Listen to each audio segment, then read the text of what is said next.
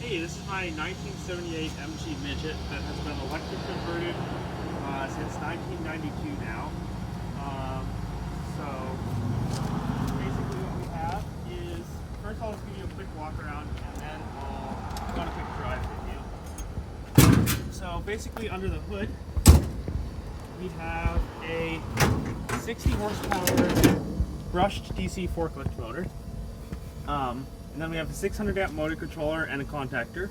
And then we have high voltage wires running from the back where the batteries are. So under here it's pretty much a stock Midget. This just completely bolts on. There's a single adapter plate with the bolt pattern of the bell housing and the bolt pattern of the motor. And then inside there's a small spline shaft adapter to attach the flywheel, which has its teeth cut off, otherwise it's original, onto this motor. So that's what there is there. Right now I'm using a 12 volt jump pack as my 12 volt battery because I don't have a DC to DC converter yet. This works okay just for driving around, but it doesn't charge while you drive, which right now is unfortunate. That'll be fixed in about 24 hours hopefully. So in the back we have a complete Nissan Leaf battery pack. So originally this battery pack is 48 of these Nissan Leaf modules, which is a complete car's worth of modules. Originally that was set up in a 96S configuration. Now it's set up in a 3P32S configuration for a max charge voltage of about 130 volts.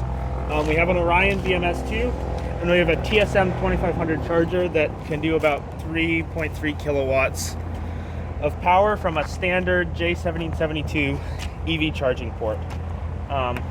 So yeah, let's just put the charge port back up and take it for a drive. So this car was originally converted in 1992, like I said earlier. Originally lead acid, 25 mile range. Now it has the Nissan Leaf battery in the trunk for around 65 to 100 miles of range.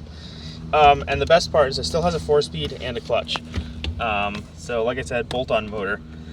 If you look at the odometer, it says 4760. It was converted in 1992 with 75,000 miles on it. And then the original owner daily drove it from 1992 to 2000 and put about 40,000 miles on it. I have complete logs from that time of every single time he drove the car. Then it sat for about 15 years, was sold to someone else. Then the car was given to me with a Nissan Leaf battery pack installed. Friend of a friend didn't have space or time for it anymore kind of deal. Anyway, let's go for a drive. So ignition is standard. You heard the contactor click, now the car is on. That contactor is just controlled off the ignition line, so it's super simple. Park and brake down, and we're gonna put it into reverse, and foot is off the clutch, and we're just gonna press the accelerator to go backwards. Now we're gonna stop, and again, I didn't press the clutch, so I stalled it. Go to second to start, and then again, not pressing the clutch, just starting in second, like that. No need for the clutch. You only need the clutch to shift, not to start and stop.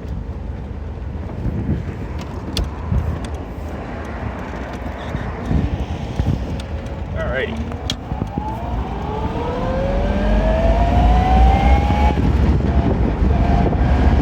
Third and fourth.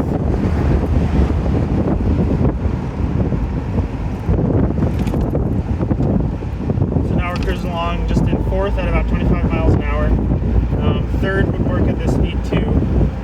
Second gear can get up to about 30. Third gear can get up to about 45, but you can shift a lot earlier than that because the torque's plenty.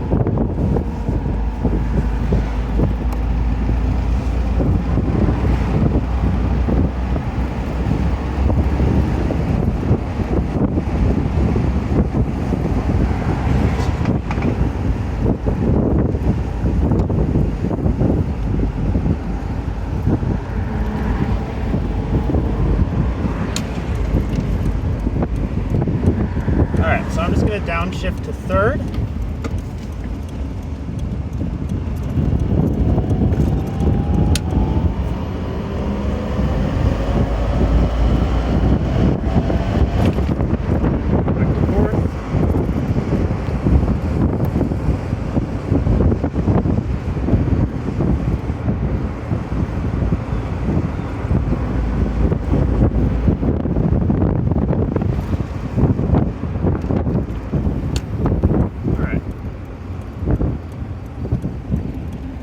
going to downshift to second.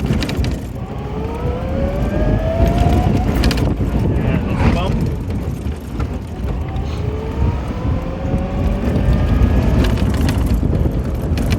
And another bump. Oh man, speed bumps are ruining this. Back to second.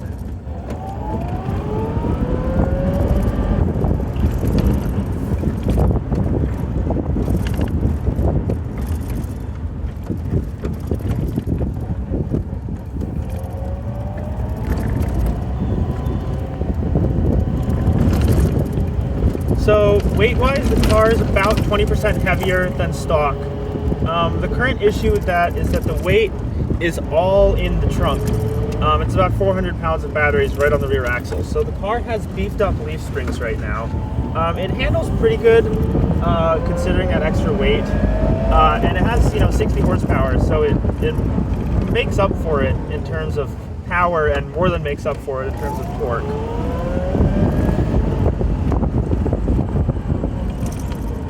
It doesn't have regen, which means you have to drive it pretty much like a gas car. So, you have to use the brakes plenty, especially in stop and go. But overall, it's honestly a pretty fun car to drive around. And the 65 to 100 miles of range is perfect for just, messing around town, doing a couple errands, that kind of stuff.